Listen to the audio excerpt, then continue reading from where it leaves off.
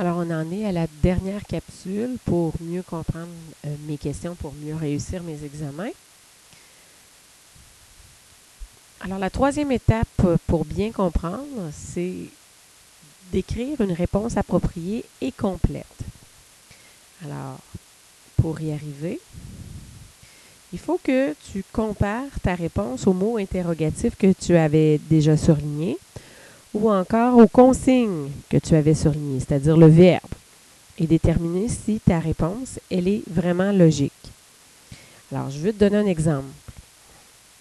Si tu revois un pourquoi surligné dans ta question et lorsque tu relis ta réponse, tu t'aperçois qu'il n'y a aucune explication, il n'y a aucun parce que ou car qui donnerait justement une réponse avec une explication, ça veut dire que ta réponse n'est pas logique. Tu devrais relire ta question et répondre à nouveau à celle-ci. L'autre élément, c'est que tu dois écrire aussi une réponse complète. Alors, la réponse, elle doit contenir l'information nécessaire et suffisante. Nécessaire dans le sens que parfois, il y a 2 consignes à exécuter. Et toi, dans ta précipitation, dans ton stress, tu réponds à une seule de ces exigences. Suffisante parfois parce que, effectivement, ta réponse n'est pas complète non plus. Il te manque des éléments de réponse. On te demandait 2 raisons, tu en écris une seule.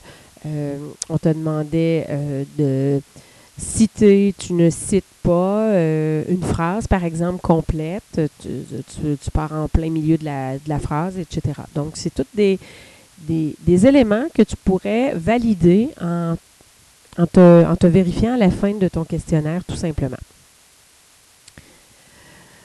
En conclusion, il y a donc 3 étapes pour bien répondre à une question.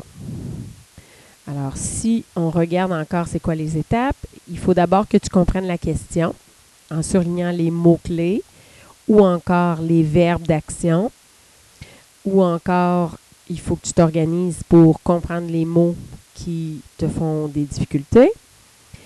Deuxièmement, tu dois réfléchir où se trouve la réponse. On a vu qu'il y avait des réponses dans le texte ou dans ta tête, ou les deux. Et troisièmement, tu dois t'assurer d'écrire une réponse qui est appropriée et complète. Donc, il faut que tu remplisses les lignes, mais tu dois demeurer logique tout en écrivant ta réponse. C'est tout. Alors, il nous reste à pratiquer maintenant le surlignement dans un questionnaire d'examen et voir si, effectivement, tu réussis à mieux répondre à tes questions. À bientôt!